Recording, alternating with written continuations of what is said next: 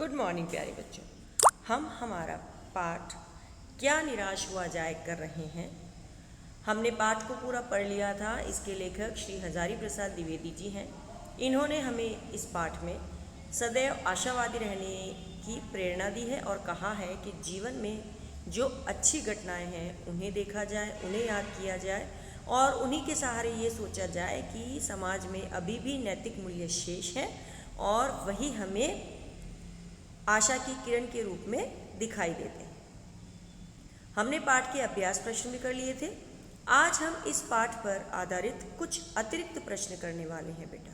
तो आइए देखते हैं अतिरिक्त प्रश्न। यस बेटा, हमारा पहला प्रश्न है, क्या निराश हुआ जाए पाठ के लेखक का नाम लिखिए। हमारा उत्तर, क्या निराश हुआ जाए पाठ के लेखक हजारी प्रसाद द्विवेदी जी हैं। हमारे विचार से हमारे महान विद्वानों ने किस तरह के भारत के सपने देखे थे।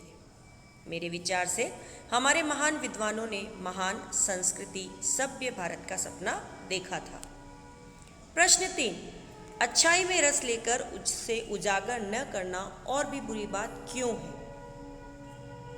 अच्छाई में रस लेकर उसे उजागर न करना और भी बुरी बात है क्योंकि सैकड़ों घटनाएं ऐसी घटती है जिन्हें उजागर करने से लोक चित्त में अच्छाई के प्रति अच्छी भावना जागती है। कि बेटा बहुत बार ऐसा होता है कि हम किसी की अच्छाई भी होती है वो बुरी भावना से लोगों के सामने जागृत नहीं करते, है ना, कि वो लोग उसको अच्छा मानेंगे, है ना। हमारे मन में जो ईर्ष्या होती है तो ये गलत हो जाता है। हमें किसी की भी अच्छाई है उसे लोगों के सामने लाना चाहिए क्योंकि वही अच्छाई जो होती है वो आगे चलकर लोगों में आशाओं का कारण बनती है। ओके।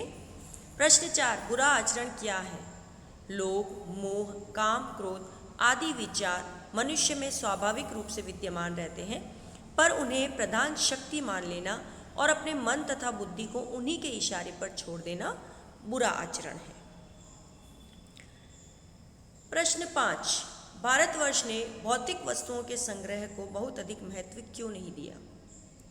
भारतवर्ष ने भौतिक वस्तुओं के संग्रह को बहुत अधिक महत्व नहीं दिया क्योंकि उसकी दृष्टि से मनुष्य के भीतर जो महान आंतरिक गुण स्थिर भाव से बैठा हुआ है वही चरम और परम है।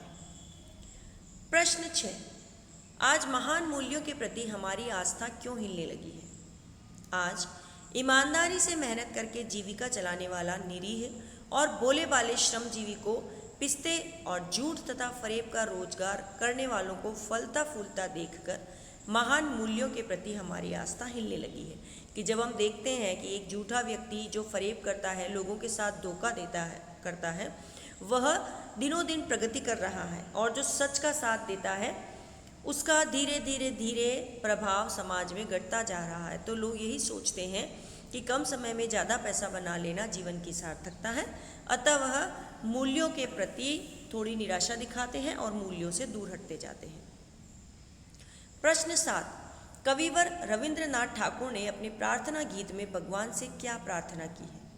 कविवर रविंद्रनाथ ठाकुर ने अपने प्रार्थना गीत में भगवान से प्रार्थना की थी कि संसार में केवल नुकसान ही उठाना पड़े, धोखा ही खाना पड़े, तो ऐसे अवसरों पर भी हे प्रभु मुझे ऐसी शक्ति दो कि मैं तुम्हारे ऊपर संदेह न करूं। प्रश्न 8,